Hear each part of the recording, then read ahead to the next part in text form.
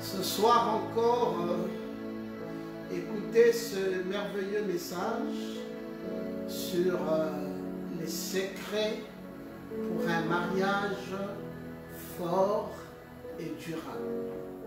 Nous avons jusque-là déjà écouté sur 3 volumes et ce soir nous allons écouter le 4e volume. Alors je vous inviterai à prendre vos Bibles et nous lirons ensemble dans Genèse au chapitre 2 du verset 18 au verset 24. Il est écrit: l'Éternel Dieu dit, il n'est pas bon que l'homme soit seul. Je lui ferai une aide semblable à lui. L'Éternel Dieu forma de la terre tous les animaux des champs et les oiseaux du ciel. Il fit venir vers l'homme pour voir comment il les appellerait, afin que tout être humain portât le nom que lui donna l'homme. Et l'homme donna les noms à tous les bétails, aux oiseaux du ciel et à tous les animaux des champs. Mais pour l'homme, il ne trouva point d'aide semblable à lui. Alors l'Éternel Dieu fit tomber un profond sommeil sur l'homme.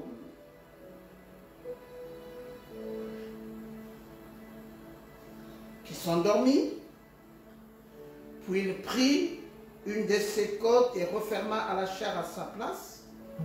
Et l'Éternel Dieu forma une femme de la côte qu'il avait prise de l'homme. Il l'amena vers l'homme, et l'homme dit: voici celle qui est os de mes os et chair de ma chair. On l'appellera femme parce qu'elle a été prise de l'homme. C'est pourquoi l'homme quittera son père et sa mère et s'attachera à sa femme. Ils deviendront une seule chair. Que Dieu vous bénisse très richement. Veuillez tranquillement vous asseoir dans sa présence. Nous sommes donc en train de parler d'un sujet très hallucinant, un merveilleux sujet sur lequel nous sommes en train de développer les secrets pour un mariage fort et durable. Nous avons dit depuis le commencement que le mariage est une institution divine. C'est Dieu qui a créé le mariage. C'est Dieu qui a dit qu'il n'était pas bon que l'homme soit seul. Je lui ferai une aide qui lui soit semblable. Et c'est Dieu qui a rendu le mariage possible. Il est important que les gens soient mariés.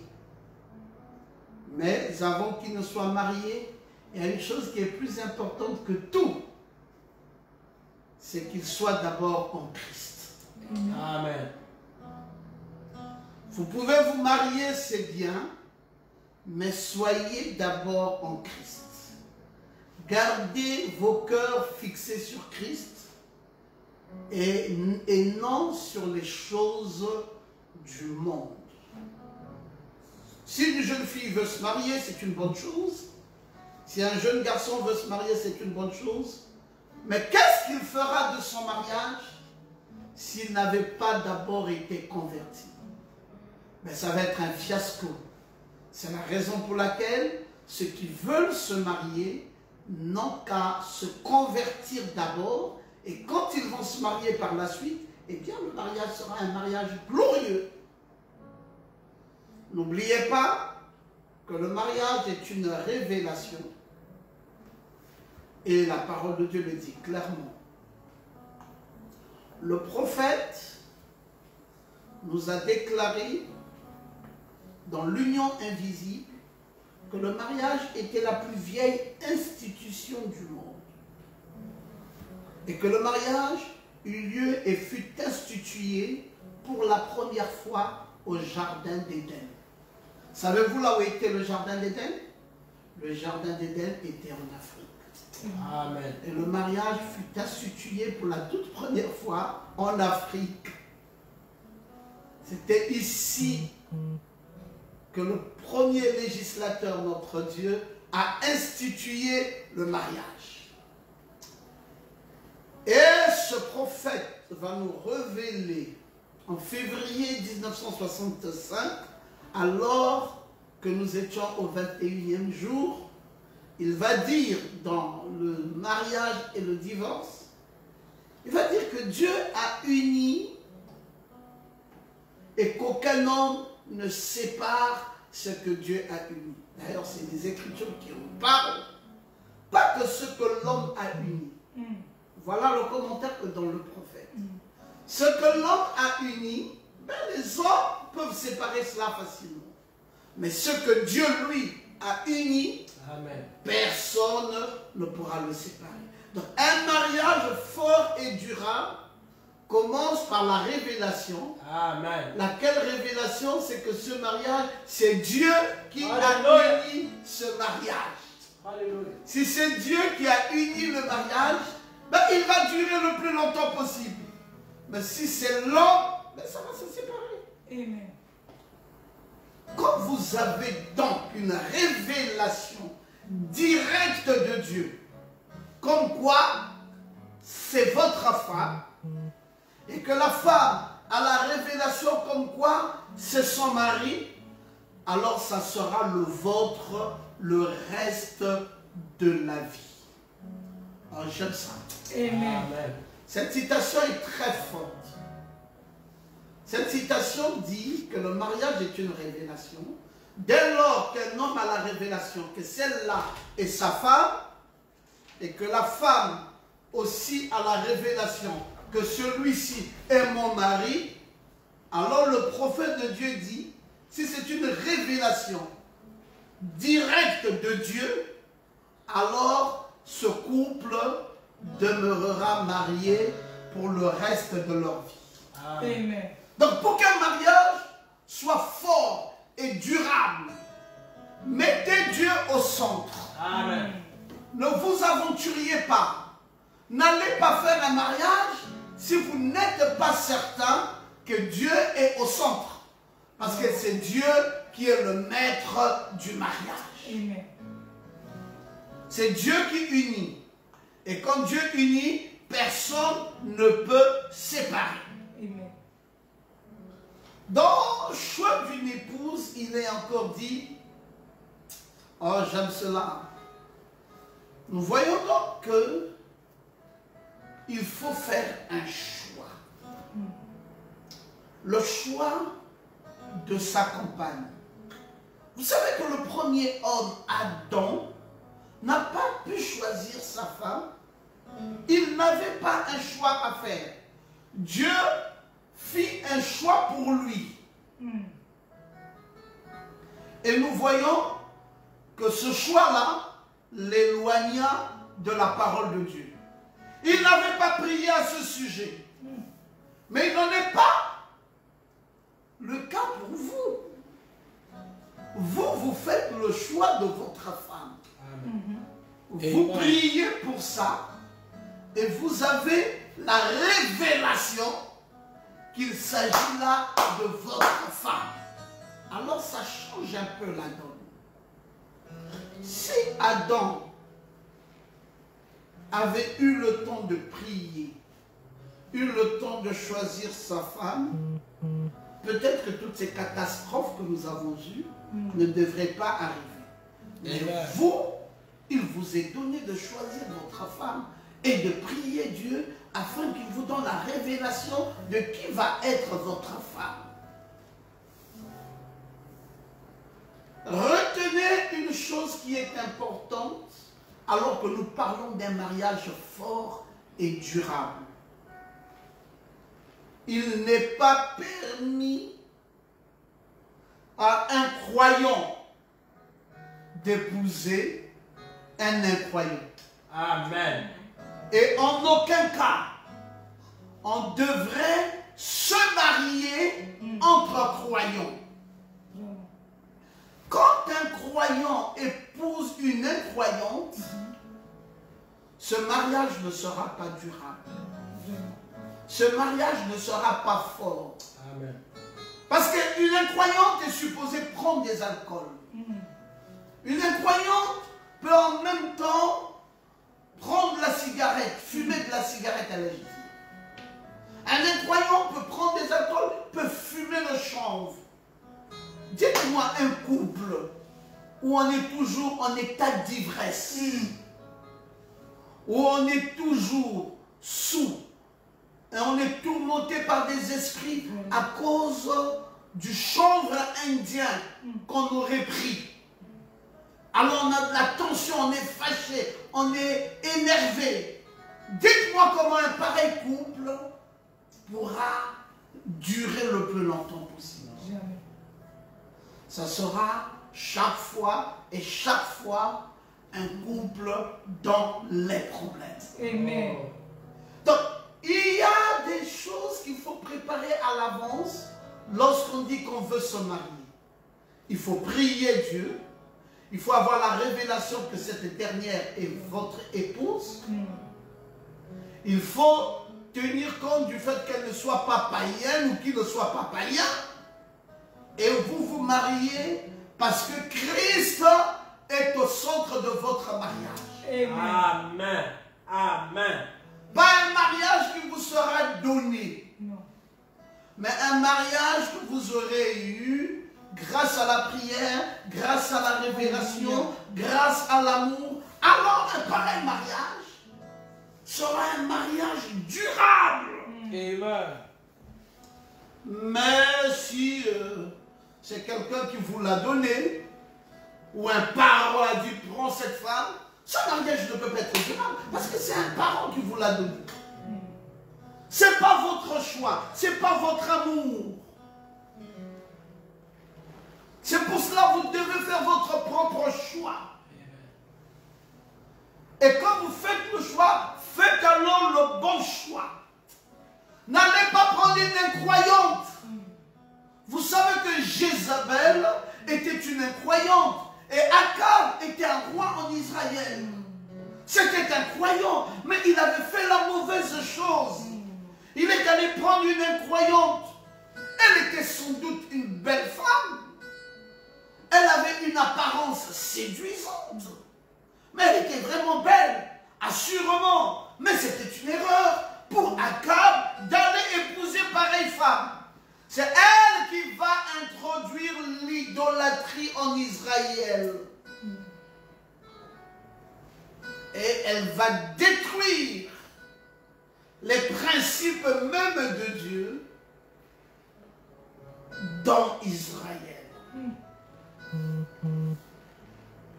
Akab avait fait quelque chose de très mauvais. Il ne fallait pas aller choisir une idolâtre, même si elle était belle d'apparence, même si elle était une jolie femme, mais il fallait voir l'intérieur de son cœur. Elle était jolie de par son extérieur, mais elle était méchante dans son cœur. C'était une idolâtre. Elle entraîna tout Israël dans la déchéance. Akab est tombé amoureux d'une méchante femme qui va introduire le péché en Israël et qui va faire renverser les autels de Dieu et dresser des autels pour Baal. Quand vous faites un mauvais choix dans le mariage, vous allez introduire une femme qui va dresser des autels de Baal. Regardez les enfants de Caïn qui sont tombés sous le panneau. La Bible déclare, quand les fils de Dieu virent que les filles des hommes étaient belles, ils en prirent pour femmes.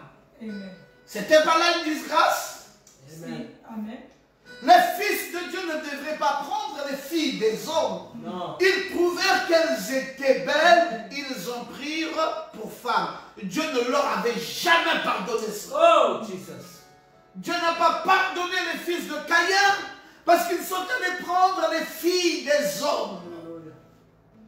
Ils ont suivi la beauté extérieure. Les femmes israélites, elles avaient des mains cailleuses, elles avaient des cheveux raides, mais c'était des femmes pleines de l'Esprit de Dieu. Les Moabites étaient coquettes, bien coiffées, avec les cheveux des morts sur la tête, des figures bien astiquées, bien arrangées, avec plein de manucures et de pédicures. Elles étaient très belles, mais cependant, ce n'était pas celles qu'il fallait prendre pour femmes. Alléluia. Il fallait prendre les filles de Dieu et non les filles des hommes. Dieu ne leur a jamais pardonné ce mauvais choix. Ils sont allés prendre des mauvaises femmes, ils se sont mariés et c'était devenu un monde d'adultère. Dieu ne leur a pas pardonné ça. Notre Dieu n'a pas changé sa façon de faire. Alléluia. Si vous voulez un mariage fort et durable, il y a des principes, il y a des lois que vous devez respecter. Vous devez choisir une croyante, vous devez choisir un croyant, et ensuite, vous devez prier, vous devez avoir la révélation directe de Dieu, que c'est votre femme, que c'est votre époux, et vous devez l'aimer. Et sous la base de l'ensemble de ce que je suis en train de vous dire, le mariage peut être rendu possible. Sinon, ça va être un fiasco. Vous pouvez tromper les hommes, mais vous ne pouvez pas tromper Dieu. Amen. Pourquoi nous assistons à des mariages non durables aujourd'hui? Parce que la sœur a choisi un mignon garçon. Et le frère a choisi une mignonne femme. Avec des yeux bien travaillés. Mais est-ce que dans le cœur de ces deux personnes, le Saint-Esprit y est? Vraiment. Quand un problème va surgir, est-ce qu'ils seront capables de se demander pardon mutuellement? Vous savez, quand vous n'êtes pas converti, vous ne savez pas demander pardon, et même le véritable amour n'est pas dans votre cœur.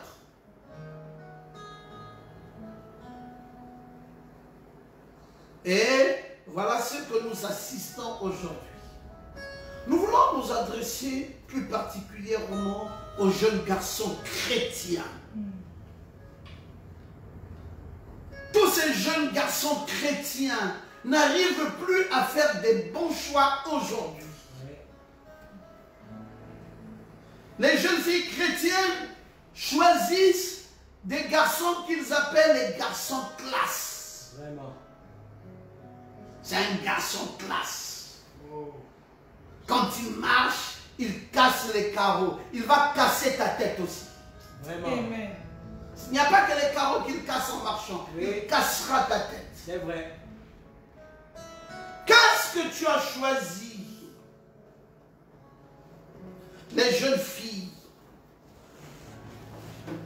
dès qu'elle veut s'attacher à un garçon, la première chose que l'on pense, c'est d'abord le sexe. Oui.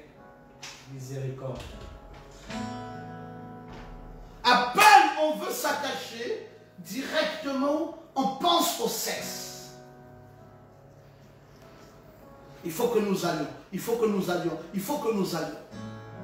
Est-ce que ce sont les principes divins? Non. Et vous voyez, maintenant, dès qu'ils se connaissent sexuellement, ils se dégoûtent aussi au même moment. C'est vrai, mon Seigneur. Parce que le garçon, il voulait juste assouvir ses besoins physiologiques. Et la fille voulait assouvir ses besoins physiologiques. Et une fois que ses besoins physiologiques ont été assouvis, comme on le dit maintenant, et puis c'est fini. On est dégoûté l'un vis-à-vis de l'autre. Oui. Parce que le mariage est allé sur une mauvaise base. Vous allez voir que que ce jeune garçon aujourd'hui, ils sont en train de faire des palmarès. Il peut venir, il trouve que cette fille a une copine, il sort avec celle-ci, et il va sortir aussi sa copine, il va même sortir sa soeur, il va sortir ses parents, et il va cocher tout ça, et à la fin, il est le vrai Rambo qui a contourné toutes les femmes du monde. Miséricorde. C'est une disgrâce aujourd'hui. Nous parlons des mariages forts et durables. Nous ne parlons pas des copains et copines. Nous ne parlons pas des choses qui ne glorifient pas Dieu. Alors, devrions-nous savoir clairement quel genre de garçon notre fille fréquente ou quel genre de fille notre fils fréquente. Vous devez fréquenter une fille née de nouveau, remplie du Saint-Esprit. Et vous devez également fréquenter un garçon né de nouveau et rempli de l'Esprit Saint. Oui, monsieur. N'allez pas chercher comment il s'habille, comment il est élégant. Il peut être élégant, il est paresseux. Il peut être élégant, mais c'est un efféminé. Alors, il fait honte à la gente masculine. Parce que c'est un efféminé. De quoi parlons-nous? Mais nous parlons de ce mariage fort et durable. C'est pour cela, la première chose, je vous l'ai dit, et la plus grande chose dans le mariage fort et durable, c'est d'abord de trouver votre Dieu. Alléluia. Trouvez d'abord le Créateur. Amen. Si Dieu, vous l'avez trouvé et qu'il est dans votre cœur, alors c'est certain que le mariage va durer le plus longtemps possible. Amen. Ne faites pas des mariages mixtes ou des mariages interraciaux, encore là c'est un problème culturel, mais le mariage mixte entre un païen et un chrétien. Amen. Voici le type de mariage mixte. Mariez-vous avec un garçon qui croit juste. Alléluia. Parce qu'aujourd'hui, même croire en Dieu, quelqu'un qui vous dira je crois en Dieu, c'est pas suffisant. J'ai rencontré cet après-midi, on était en train de parler sur l'Afrique, le réveil d'Afrique, et un monsieur qui a intervenu dans notre causerie, qui a dit ah mais justement c'est très intéressant votre causerie. L'Afrique, oui, oui, oui. On doit revenir sur notre propre culture. On doit revenir sur le Kwiti. On doit revenir sur le Djebel. C'est ça le retour à l'Afrique. Vous allez prendre un Jésus blanc. Nous lui avons dit, mais qui te dit que ce Jésus était blanc? Et qui te dit que nous avons emprunté, et que la religion, le christianisme, c'est une religion d'emprunt. Il se peut que ça soit né en Afrique. Qu'est-ce que tu en sais, toi? Amen. Il faut qu'on t'enseigne certaines choses. Amen. Mais c'est la religion des Hébreux. Mais qui te dit que ces Hébreux-là étaient des Blancs? Vraiment. Amen. Les Hébreux de la Bible sont des Noirs. Yes, sir. Voilà. Il était totalement déboussolé. Il croit que c'est son Bwiti et c'est son Djembe qui est notre vraie religion. Et il pense que les Blancs nous ont amené leur religion. Il ne sait pas que les Blancs n'ont fait que nous ramener ce que nous avions déjà. Vraiment. C'est que ça mouvait. Ça a commencé ici et c'est parti en Occident et ça revient à nouveau ici en Afrique. Alors, si vous mariez quelque chose de contraire, vous ne pouvez pas avoir des jours heureux devant vous. Rappelez-vous toujours que vous ne devez pas vous marier par la vue. Amen. Je l'ai dit la fois dernière qu'il faut sacrifier la vue, il faut sacrifier les oreilles, il faut sacrifier la bouche, il faut sacrifier les mains. Parce que quand on veut marier un vrai homme, on marie son intérieur. Amen. On marie son cœur. On marie le cœur d'une femme. On ne marie pas sa beauté extérieure. Alors, voilà pourquoi nous avons des mariages qui ne durent pratiquement pas.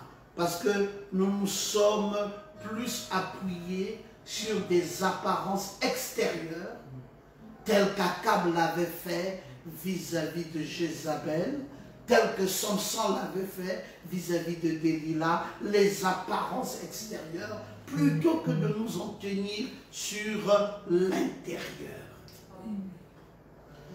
Deux critères sont exigés pour un mariage fort et durable. Le premier critère, c'est la nouvelle naissance. Amen. Amen. Et le deuxième critère, est-ce que cette femme ou cet homme est fait pour moi? Ben, écoutez, je suis là. Me voici devant vous. Voyez ce bouton-ci? Il a été fait pour cette boutonnière. Voyez ce bouton-ci? Il a été fait pour cette boutonnière. Maintenant, si je ne crois pas ça, je vais inverser un peu pour dire que ce bouton-ci n'était pas le bouton de cette boutonnière. Voici ce que nous allons avoir comme résultat. Excusez-moi. Voici ce que nous aurons comme résultat. Et puis, quand je vais commencer à me promener comme ça, on va dire, oh monsieur, il y a quelque chose qui ne va pas avec vous. Mais vous avez mal placé vos boutons. Je dis, qu'est-ce qui ne va pas? Il dit, mais ce bouton-ci, ce n'est pas le bouton de cette boutonnière. On dira, ah, d'accord. Ah, excusez-moi, il doit falloir que je remette de l'ordre là-dessus. Et je remettrai de l'ordre dessus. Je voulais vous dire que beaucoup de mariages qui ne sont pas durables, c'est justement parce que certains hommes ont pris des femmes qui n'étaient pas leurs femmes. C'est vrai. Mais je vous dis la vérité, vous pouvez penser parfois que cette femme était la vôtre, mais elle n'était pas la vôtre. C'était la femme de quelqu'un d'autre. C'était le mari de quelqu'un d'autre. C'est pour cela que je vous ai dit dès le départ que la question du mariage est avant tout une question de révélation. Amen. Il y a la révélation directe que vous recevez de Dieu. Il y a la prière. Il y a d'abord Dieu que vous cherchez et ensuite vous cherchez le cœur, l'intérieur. Je continue à vous dire qu'il faut marier un homme qui est né de nouveau. Amen. Mais c'est un critère incontournable pour un mariage fort et durable. Vous me direz, mais pasteur, on connaît des couples païens qui sont forts et durables. Je connais des couples païens aussi, durables, mais pas forts, parce que le grand-père là qui gardait ses femmes n'en avait pas qu'une seule. Il en avait plusieurs, mais il durait longtemps avec ces femmes-là, parce qu'il avait fini par transformer ses femmes par mère, et les femmes avaient fini par transformer leur mari pour père. Je ne parle pas ici des couples de polygamie, où il y a une compromission qui s'installe. Mais je parle ici d'un mariage fort et durable. Fort dans l'amour et durable dans le temps. Amen. Là où l'homme ne trompe pas sa femme, là où la femme ne trompe pas son mari, là où ils s'aiment véritablement, et même s'il arrivait qu'il fasse une erreur, là où ils vont se relever automatiquement par la voie du pardon et continuer à s'aimer, mais véritablement s'aimer. Amen. Il faut la nouvelle naissance. Et il faudrait que cet homme soit fait pour vous et que cette femme soit faite pour vous. N'allez pas faire le contraire. N'allez pas prendre une femme qui n'est pas votre femme. C'est pour cela que l'homme devrait réfléchir et prier avant de choisir sa femme. Il faut prier. Ne considérez pas le beau regard de cette femme. Ne considérez pas les épaules de cet homme. Ne considérez pas l'affection charnelle que vous avez vis-à-vis de cette dernière. Regardez d'abord à Dieu pour lui demander, oh mon Dieu, quel est ton plan vis-à-vis de cette femme dans ma vie? Mais il est important de gérer cela dans la prière. Vous dites, pasteur, mais quand j'aurai prié, est-ce que j'aurai un témoignage? Oui, oui. Amen. Si vous avez sérieusement prié, Dieu va vous répondre. Amen. Je me souviens, c'est juste une petite parenthèse, quand je me mariais à votre maman Chantal, s'est mariée il y a 30 ans. Mais avant que nous ne soyons ensemble dans ce mariage, elle avait fait un jeûne de 7 jours à sec, sans manger et sans boire. Elle avait cherché véritablement la face du Seigneur et que Dieu lui dise si j'étais vraiment cet homme qui avait été fait pour elle. Et j'avais pas prié comme elle, pour être très honnête. Je n'avais peut-être pas fait un jeûne de 3 jours, elle en avait fait de 7. Moi, je n'ai même pas fait de 3 jours. Mais j'ai prié au moins. J'ai prié. Et j'ai eu la réponse par une belle sœur, Binyumba Georgette, qui travaillait à l'époque à Ergabon. Elle, pendant que j'étais en train de concevoir mon projet de mariage, elle est venue me voir. Elle habitait derrière la prison, et moi j'habitais à lui, et elle est venue me voir à lui en courant. Dès qu'elle m'a vu, elle était vraiment essoufflée. Elle me dit, mais petit frère, pourquoi tu m'as caché ton projet de mariage?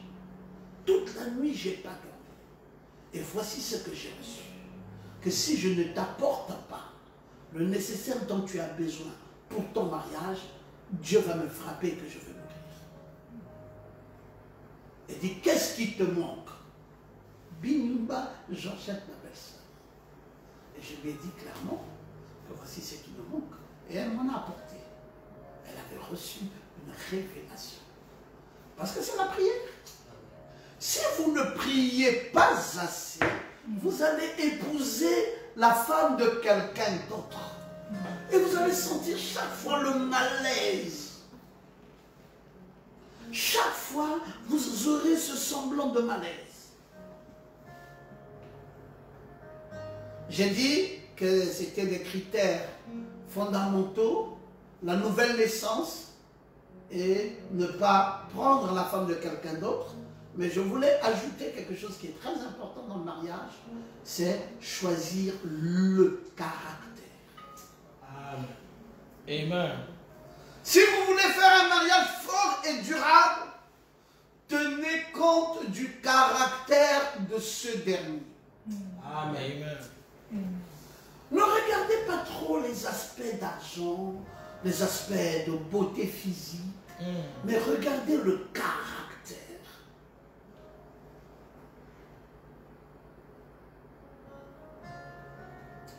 J'avais souvent tendance à dire que la pensée produit la parole, mais la parole produit quoi? Produit un caractère qui lui-même produit une destinée. Votre caractère va produire une destinée pour votre vie. Amen. Quel type de caractère est-ce que ce garçon a, que cette fille a? Une fille qui est tout le temps fâchée, qui ne sait pas sourire, qui n'est pas aimable, qui n'est pas gentil. Vous allez épouser une pareille fille, mais c'est un calvaire.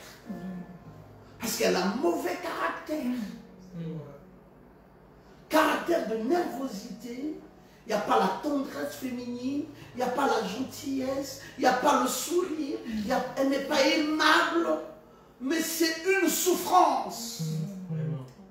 Ça va ressembler à une carie dentaire, mais dans le sang. Parce que vous allez souffrir de vivre avec une pareille fille. Et un homme nerveux, prêt à vous cogner dessus, qui ne sait pas prêter l'oreille pour écouter et qui pense que c'est lui qui a toujours raison. Il n'a jamais tort. On ne peut pas lui faire quelques petites remarques. Un homme pareil, mais c'est fini. Il va vous tuer. C'est pour cela ne prêtez pas attention à ce qu'elle ressemble ou à ce qu'il ressemble. Prêtez beaucoup plus attention au reflet de son caractère. Est-ce que ce frère a un caractère divin? Est-ce que cette sœur a un caractère divin? Parce que n'oubliez pas que c'est avec cette personne que vous allez vivre toute une vie. Et ce n'est pas facile de vivre avec une personne désagréable. Amen. Vous allez hypothéquer votre futur. Vraiment. Vous avez tous ces jeunes gens qui veulent des jolies femmes, des jolis maris, mais cependant, ils ne savent pas que le mariage, ce n'est pas cette beauté physique, c'est surtout le caractère. Amen. Et si elle a un sale caractère? Vous savez, les enfants, 80% de l'influence de vos enfants naîtra de votre foyer. Et si vous avez un mauvais caractère, directement c'est le mauvais caractère là qui ira chez les enfants. Et vous allez avoir des enfants belliqueux, vous allez avoir des enfants sauvages, vous allez avoir des enfants mal éduqués à cause du mauvais caractère des parents. Vous me direz, oui, j'aurais voulu marier un chrétien, quelqu'un qui est à l'église. Ce n'est pas tous ceux qui sont à l'église qui ont un bon caractère. Vraiment. Amen. C'est plutôt ceux qui sont nés de nouveau. Parce que le premier caractère mondain a été broyé par le Saint-Esprit. Amen. Je vous parle d'un mariage fort et durable. Et il est important que je balaye tout ça pour que vous compreniez. Et que vous compreniez bien ce qui va constituer en fait l'excellence de votre mariage.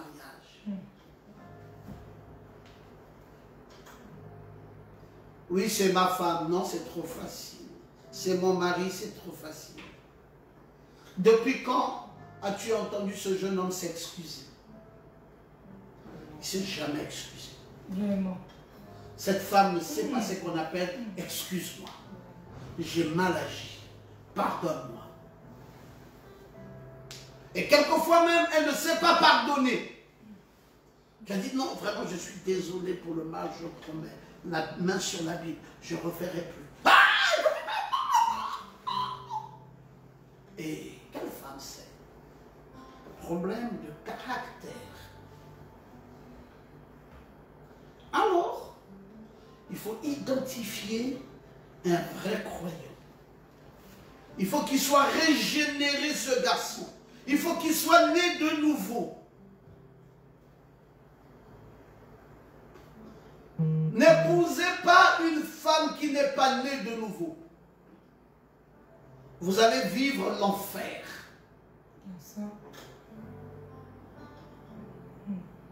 Tous ces mariages que vous entendez, le mariage a des problèmes, venez arranger, il y a des difficultés, venez arranger, ça va se casser.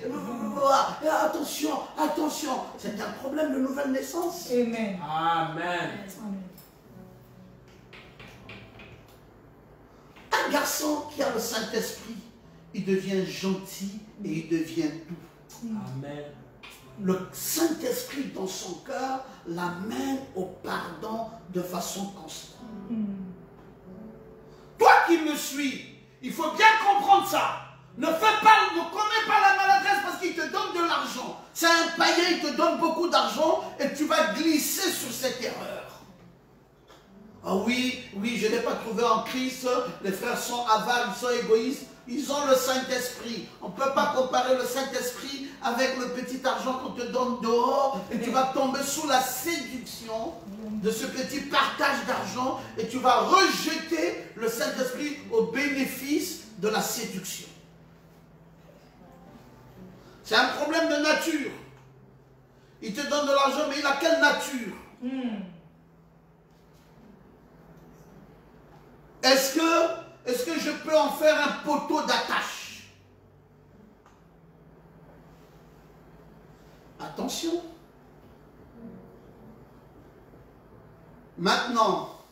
dit le prophète au sujet du choix? Il dit qu'il n'y a qu'un seul moyen de faire un bon choix. C'est de regarder au caractère. Il dit c'est tout.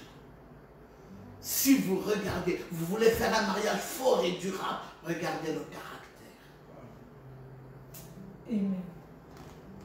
Le caractère d'une femme se remarque même dans la maison de ses parents. Remarquez, entrez là-bas dans la maison de la jeune fille, voyez comment son père la blâme et voyez comment elle se comporte. Dès qu'on va la blâmer, si vous voyez que la jeune fille pleure, elle s'abaisse, c'est une bonne femme pour vous aider pour demain. Amen. Mais dès que vous voyez qu'elle est blâmée par son père, elle est fâchée, elle gonfle, elle t'enferme. C'est un danger pour le futur. Amen. Regardez le jeune garçon là, quand il est blâmé par son père, comment se comporte-t-il dans la maison de son père? Vous saurez. C'est le même comportement que la personne va trimballer jusqu'à dans le foyer. Ah oui. Amen. Ne pensez pas que vous êtes une personne entre dans la maison des parents et une autre personne, quand je vais me marier, je vais m'améliorer. À l'entraînement, si tu n'as pas montré que tu étais en pleine forme, le coach sait qu'il ne va pas te classer pour commencer le match. C'est la vérité. Amen. On dit, mais pourquoi il n'a pas joué? Mais mon Dieu, c'est notre grand joueur. On voulait le voir sur le stade. Le coach était aux entraînements. Toi, tu n'étais pas aux entraînements avec le coach. Il sait pourquoi est-ce qu'il ne l'a pas classé. Parce qu'il n'est pas en forme. Et il sait que le mal qu'il a produit aux entraînements, c'est le même mal qu'il va reproduire quand on va jouer le grand match. Amen. Vous pensez qu'il y a quel miracle dans le mariage? Un mariage fort et durable se construit depuis la maison de ses parents. Amen.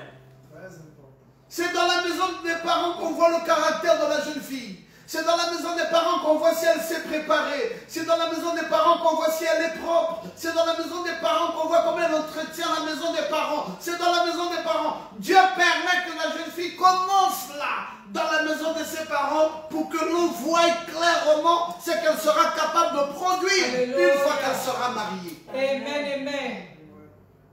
Et le jeune garçon, c'est la même chose. Une jeune fille, avant le mariage, elle a déjà claqué la porte de la maison de ses parents. Elle loue. Oh, c'est un danger. Oh non, je suis autonome, je loue chez moi, moi-même j'aime ma liberté. Déjà la liberté. Quand elle viendra dans le foyer, la même liberté la suivra. Amen. Un jeune garçon qui commence déjà, depuis il dit qu'il veut sa liberté, alors qu'il ne travaille pas. C'est un danger public. Alors, j'aimerais que vous ne regardez pas à cette parure extérieure. Regardez plutôt un esprit paisible et doux. C'est qui la jeune fille que je vais épouser? Nous avons par expérience vu plusieurs filles qui n'avaient pas grand-chose pour attirer les regards à l'extérieur. Mais parlez un peu avec ces filles-là, même pendant quelques minutes, vous allez comprendre l'authenticité de la jeune fille.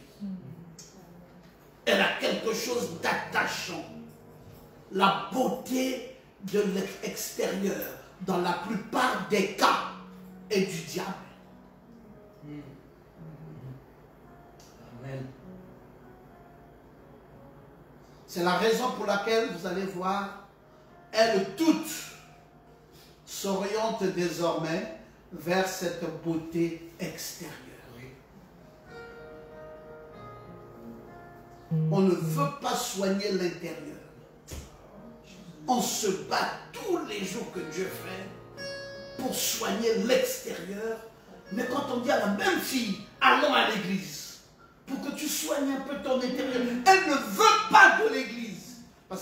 va l'empêcher la prostitution, l'Église va l'empêcher l'escroquerie, l'Église va l'empêcher l'impudicité, l'Église va l'empêcher. Elle ne veut pas de l'Église, mais elle veut être belle. C'est un danger, une pareille femme. Qu'est-ce qui va la retenir quand elle voudra te tromper? Ici, les chrétiens, nous les laissons en pleine liberté. Tu ne peux pas être le gardien de ta femme. La seule chose que nous savons, c'est elle avec son Dieu. Amen. On a mis la femme à la disposition de Dieu. On a mis le garçon à la disposition de Dieu. Alors, attention. Nous voulons des femmes authentiques. Pures et vraies. Non pas celles qui font la frappe. Non pas ceux qui font la frappe. Pures et vraies pour un mariage fort et durable. Amen. Si je dois donc me marier avec une femme, la première question que je veux lui poser, c'est entre moi et Jésus-Christ. Qui tu préfères? Amen. Si elle me dit, je te préfère toi, je dis non, on arrête. La fréquentation s'arrête à partir d'aujourd'hui. Amen. Parce que je ne peux pas être ton vrai poteau d'attache. Ton poteau d'attache doit être le Seigneur Jésus. Amen. Amen. Celui qui rend le mariage vrai, quand le soir arrive et que le couple, avant de s'endormir, se tienne la main dans la main et commence à prier, c'est là où les sentiments de miséricorde viennent, les sentiments d'amour viennent. Amen. Et cet homme se rend compte que je suis ici devant celle avec qui je vais vivre l'éternité ensemble. Mais c'est important de savoir ça. Alors, comment je peux continuer à vivre avec une femme qui ne connaît pas Christ? Elle est attachée à beaucoup de choses qui plaisent à cette jeune fille plus que Jésus. Elle aime l'habillement, elle aime les sorties, elle aime les balades, elle aime la maison, elle aime sa famille, et Jésus ne compte pas assez pour elle.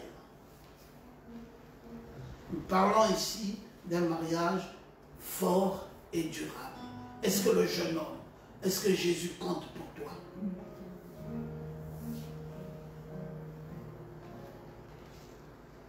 Voilà, j'ai parlé du caractère. La fois dernière, j'ai aussi parlé un peu d'amour. Peut-être que je n'ai pas insisté, mais un vrai mariage, rassurez-vous que vous l'aimiez du fond de votre cœur. Amen. Quand on parle du fond du cœur, ce n'est pas aimer comme ça, de façon superficielle. J'aime parce qu'il est, quand tu poses une question à une femme, pourquoi tu veux te marier avec cet homme? Alors, bon, parce que je l'aime. Tu l'aimes comment? Explique-toi. Ah, mais je l'aime. Est-ce que ça s'explique? Je l'aime. Ah? Aimer s'explique. Amen. Non, mais je l'aime. Non, mais je l'aime. La jeune fille dit, je l'aime. Le jeune garçon dit, mais pourquoi tu veux? Non, parce que je l'aime. Je l'aime n'est pas vague. Je l'aime s'explique. Vous devez l'aimer du fond de votre cœur. L'aimer assez, comme dit Frère Branham, au point de dire que les bénédictions de Dieu reposent sur toi, ma chérie. Amen.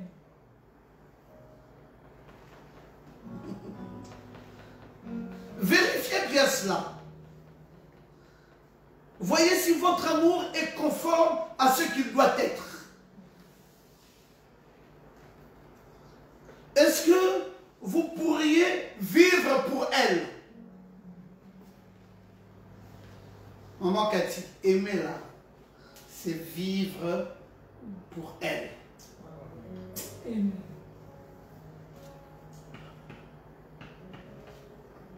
Parfois, une femme va dire à un homme, je vois comme si tu ne m'aimes plus assez. Hein?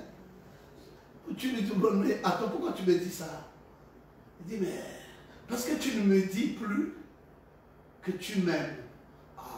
Arrêtez de penser que l'amour, là, c'est le WhatsApp. Je t'aime. Et il y a une abréviation aujourd'hui de 3 lettres. J, T et M. Je t'aime. C'est un mensonge. Ce n'est pas vrai. Je t'aime veut dire que je vais vivre pour toi. Amen.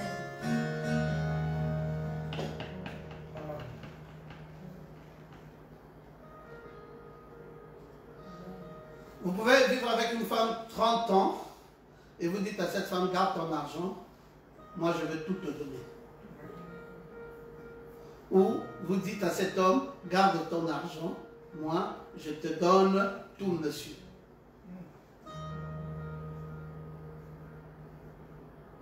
Vous pouvez vivre avec une femme 20 ans, vous ne l'avez jamais giflé. Vous ne l'avez même jamais insulté. Amen. Vous pouvez vivre avec un homme 10 ans et vous n'avez jamais eu l'intention, même la simple petite intention, de penser que vous irez avec un autre homme à Paris.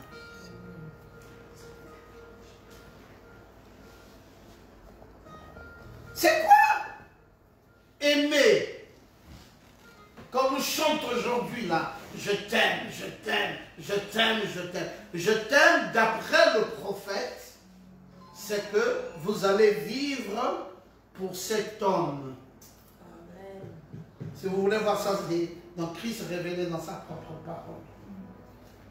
Et j'aime bien ce que Frère Branham dit là-bas quand il commence à parler de je t'aime.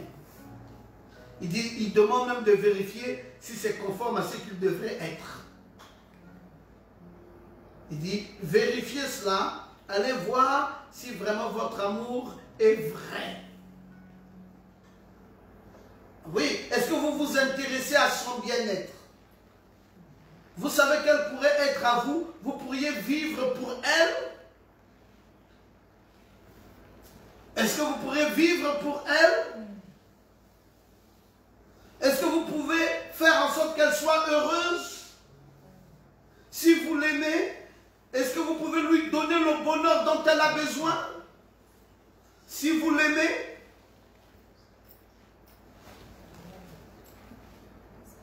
c'est ça le vrai amour. N'interprétez pas le vrai amour. Amen. Ce n'est pas un simple jeu de WhatsApp. J-T-M, je t'aime. Non, c'est trop facile. Un mariage fort et durable, le véritable amour doit être installé. Amen. Amen. Est-ce que toi, monsieur, tu peux dire, je préfère marcher à pied, ma femme, toi, roule en voiture? Oui, monsieur. Oui. Est-ce que tu peux dire, je préfère ne pas acheter des vêtements pour moi-même, mais j'achète pour toi? Chaque fois que tu as voyagé et que tu as payé tes calcifs, est-ce que tu en as payé pour ta femme? Est-ce que tu penses à sa tête? Comment elle va coiffer sa tête? Ses pieds, quel type de chaussures elle va porter? Sa jupe, ses sous-vêtements. Madame, quand tu vas au marché, est-ce que tu penses à payer cet homme des sous-vêtements? Oh, il faut me donner l'argent. Quand tu vas me donner l'argent, je vais te payer. L'argent, là, je vais avoir ça où? Oh, pauvre femme. Mais tu dis que tu aimes. Si j'avais, je pourrais même t'amener une malle de contre-sueur, une malle de slip, une malle. Mais c'est parce que je n'ai pas. Elle n'a jamais. Elle ne t'aime pas. Réellement, elle ne t'aime pas. Si elle t'aime, elle fera de son mieux pour toujours penser à toi. Elle va se priver elle-même et elle fera tout pour toi. N'est-ce pas? Frère Branham avait dit qu'il avait besoin d'un fusil et la femme est allée tout faire et après acheter ça pour elle, alors qu'elle n'avait rien du tout. Le prophète dit qu'il n'était pas digne d'avoir ça de ses mains, parce qu'il savait qu'elle n'avait rien, mais elle a fait de son mieux.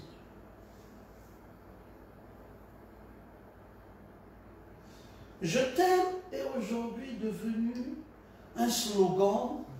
Les gens blaguent avec ça, on balance ça dans tous les sens. Je t'aime, je t'aime, je t'aime. Et vous sentez même les gens qui le disent, ils ne le disent pas avec tout le sérieux possible. Vous sentez que ça n'émane pas du cœur. C'est un je t'aime comme ça, qu'on balance comme ça. Mais écoutez, le mariage, c'est du sacré. N'allez pas jouer avec le sacré. C'est pour ça, si vous n'êtes pas prêt à vous marier, ne vous engagez pas. Personne ne vous oblige. Le mariage n'est pas obligatoire. Amen. D'ailleurs, nous avons dans les Saintes Écritures des messieurs comme Saint Paul qui nous a écrit la grande partie du Nouveau Testament. Ce monsieur lui-même a dit qu'il n'a pas voulu prendre une femme parce qu'il voulait être marié à Christ. Tu peux être marié à Christ et puis ne pas avoir de femme et vice-versa, femme ne pas avoir de mari. Et tu vis comme ça, tu es tranquille. Mais ne va pas te marier pour jeter l'opprobre dans le mariage. Amen. C'est parce que tu ne sais pas respecter les étapes du mariage. Quand vous n'avez pas, quand il y a une étape, Gilles, qui n'a pas été bien respectée, très souvent, ce mariage ne sera pas dur et ne sera pas fort et durable. Amen. Je veux vous citer quelques étapes. La première étape du mariage s'appelle les pré-fiançailles.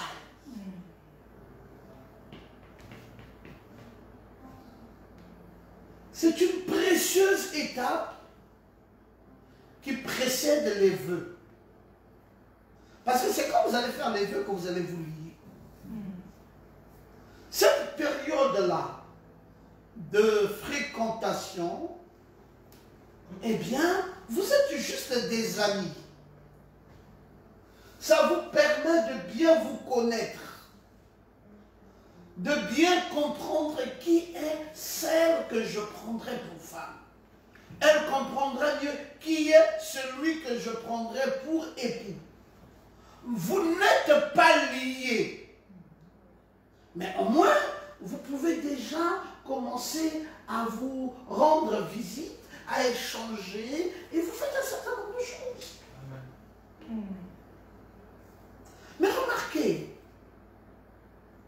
que les gens vont vite en besogne. Et c'est ce mal qui aujourd'hui dérange en matière de mariage. Parce qu'ils vont vite en besogne. Tu as rencontré une femme, juste le jour où tu l'as rencontrée, le lendemain, tu veux en faire ton épouse. Tu as rencontré un homme, le lendemain matin, tu veux en faire ton époux. Alors que tu as tout le temps nécessaire. Vraiment. Prends ton temps, étudie-la. Étudie son caractère, étudie son comportement, étudie ses réactions, étudie la façon dont elle se comporte, comment elle fait, comment elle agit, qu'est-ce qu'elle aime, qu'est-ce qu'elle n'aime pas, qu'est-ce qu'il aime, qu'est-ce qu'il n'aime pas, et comment faire. Est-ce que nous sommes faits l'un pour l'autre? Est-ce qu'on peut se marier? Est-ce qu'il y a le Saint-Esprit dans son cœur? Comment même des enquêtes. Tu peux mener des enquêtes. Ne va pas prendre une femme et tu dis je veux en faire ma femme pour toute la vie et tu prends ça avec légèreté.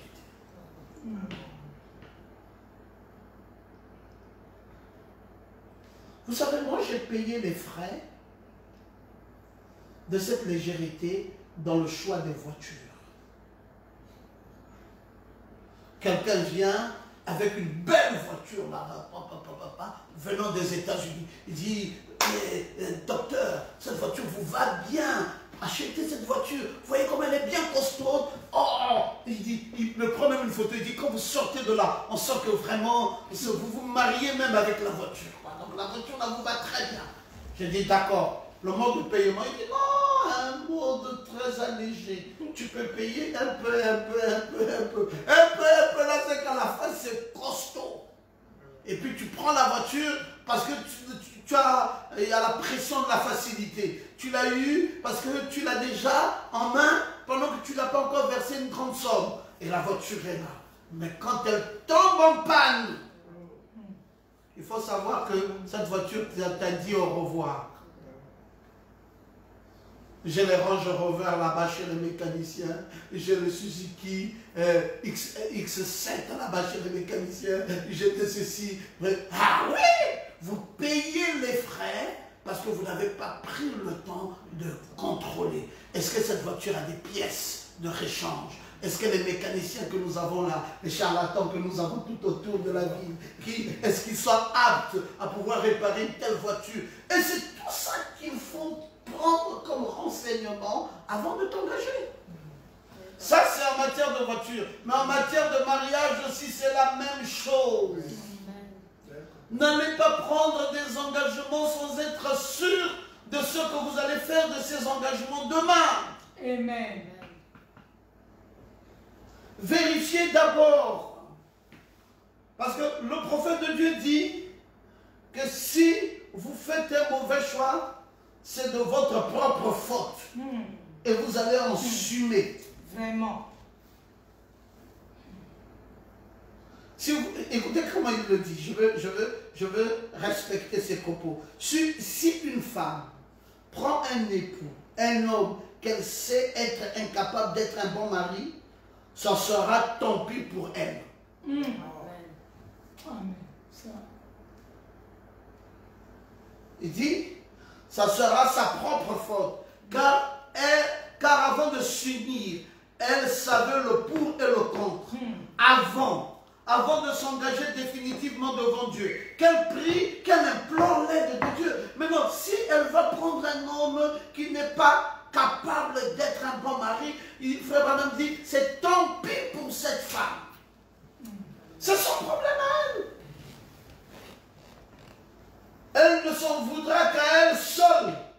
Parce qu'elle n'a pas pris le soin de contrôler les tenants et les aboutissants. Amen. Amen. Personne n'assume la responsabilité d'un mariage raté. Vraiment. C'est pour ça, avant de s'engager, vérifiez bien. Est-ce qu'il y a des pièces de réchange? Est-ce qu'il y a des bons mécaniciens capables de réparer cette voiture? Ces pannes coûtent combien? Est-ce que c'est des pannes qui coûtent cher? Parce que la belle voiture là, vous la voyez comme ça, une seule pièce. Quand vous voulez la rechanger, on vous dit 1,5 million. Amen. Nous, on a eu, chérie, on a eu la voiture là, c'était quoi la Suzuki? C'était quelle pièce? Une petite pièce banale. Le filtre. Un seul filtre. Je vous assure, on a cherché dans tout le Gabon, on n'a pas eu ce filtre. Tenez-vous bien, je suis parti au Ghana, j'ai cherché ça au Ghana, je n'ai pas eu. Je suis allé en Côte d'Ivoire, j'ai cherché le filtre là, je n'ai pas eu en Côte d'Ivoire. Je suis allé à Dubaï, je n'ai pas eu ce filtre. On me dit que ta Suzuki là, c'est une Suzuki type américaine. Donc il faut commander ce filtre là aux États-Unis. Un simple petit filtre. Et la voiture est immobilisée pour un filtre. Ça, c'est la voiture. Je vous dis, maintenant, regardez le mariage. Vous allez vous rendre compte combien c'est compliqué juste pour arracher un pardon d'une femme. Juste parce que tu veux arracher son pardon, qu'elle n'est pas capable de t'accorder accordé. Parce qu'elle dit qu'elle est fâchée. Elle dit, elle jure tous les dieux de la terre. Elle dit que son grand-père va sortir de la tombe pour lui parler avant qu'elle ne t'ait pardonné.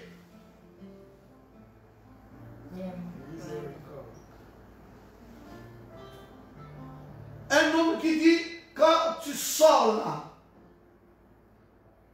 la femme dit, mais j'ai eu un malheur et tout ça, on m'a appelé, je dois courir aller au malheur de la famille.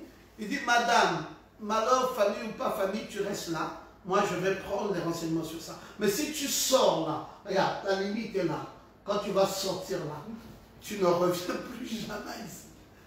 La femme dit, ah non, tu n'es pas un monstre, je vais sortir. Et puis on verra. Diable, il prend tous les effets, il met dans le feu, il brûle. La femme veut venir, il dit, tu as vu les cendres de tes amis? C'est là-bas à l'extérieur. Ramasse tes cendres et repars chez tes parents. Je t'avais dit que je ne suis pas quelqu'un avec qui on blague avec. Il fallait te renseigner. Et la femme dit, Seigneur Jésus, quel type d'homme ai-je épousé?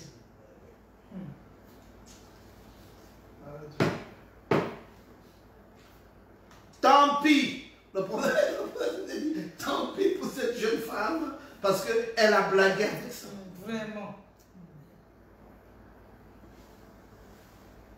C'est pour ça, si un garçon, un jeune chrétien, ou une jeune chrétienne, elle doit être assez mature pour fréquenter un garçon.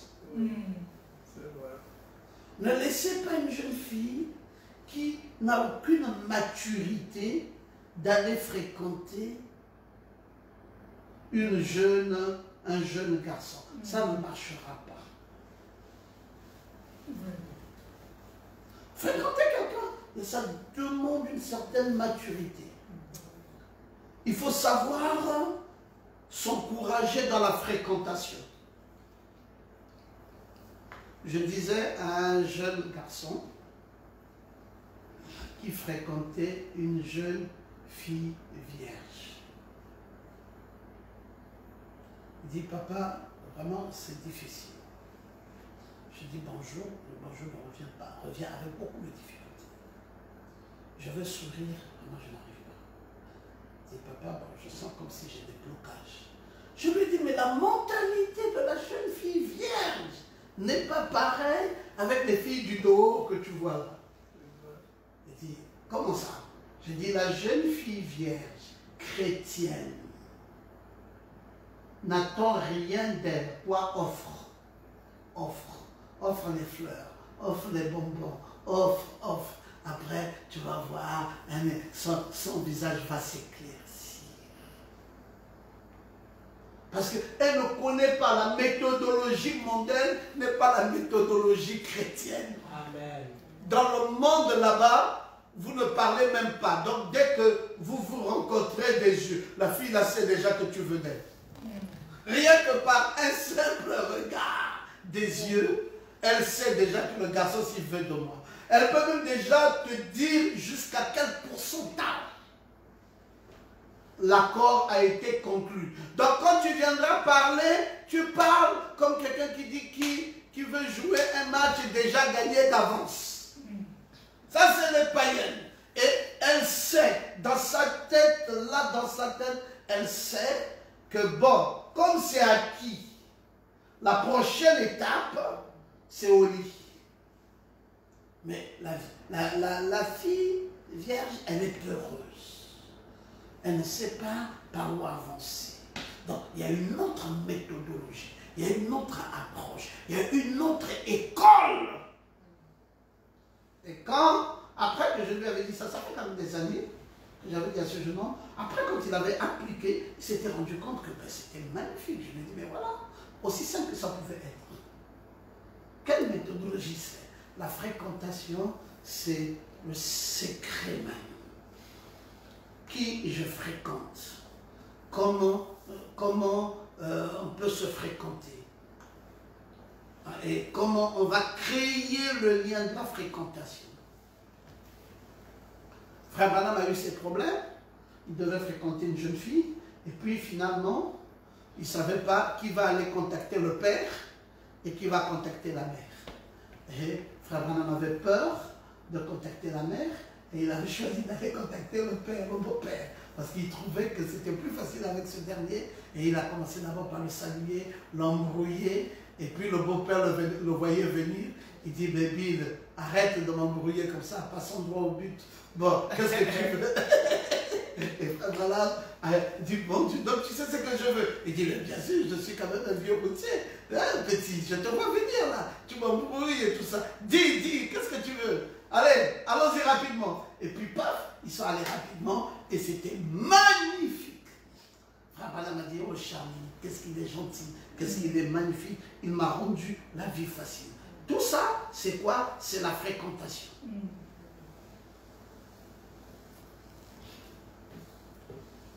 Parce que les jeunes filles que nous avons élevées, nous les avons quelquefois élevées juste comme une petite fille allant à l'église. Et la première chose que vous apprenez, c'est qu'elle sort avec Oshwat, comme dit le prophète, ou quelques-uns de ceux-là, alors que c'est un athée, un incrédule, sa vie finira par être ruinée. C'est pour cela, les parents, soyez très regardants de qui est ami de votre fille. Parce qu'elle peut tomber dans les bras de quelqu'un qui peut ruiner complètement sa vie. C'est compliqué. Vous savez que Rebecca Branham avait une fréquentation, c'était George Smith. Et quand il fréquentait Rebecca Branham, Frère Branham a regardé pour être sûr si vraiment Rebecca avait le Saint-Esprit, et si George Smith avait le Saint-Esprit ou pas. Et il s'était rendu compte que George Smith n'avait pas le Saint-Esprit. Et Frère Branham a dit, bon, avant que tu te mettes avec ma fille, nous irons d'abord à la prière jusqu'à ce que tu reçoives le baptême du Saint-Esprit. Parce que si tu n'as pas le Saint-Esprit, tu vas ruiner la vie de ma petite fille. Un mariage fort et durable nécessite bon nombre de choses. Oh, je n'avais pas regardé à ma montre. C'est maintenant que j'ai jeté un coup d'œil et je me rends compte qu'il est déjà 18 heures. Donc nous sommes déjà à l'heure où il fallait qu'on arrête cette réunion. Alors je vous remercie et je voulais vous bénir et nous voulons acclamer le Seigneur. C'est merveilleux de nous passer ensemble. Heureusement que j'ai regardé comment se repartir au-delà. J'étais déjà lancé là. Que le Seigneur vous bénisse. Nous allons nous mettre debout et adorer le Seigneur. Merci Seigneur Jésus, car avec ta parole, oh, moi j'ai bien trouvé cette croix. Oh, ce n'est plus une croix physique, quelque chose doit se passer dans mon cœur. Oh, ouais.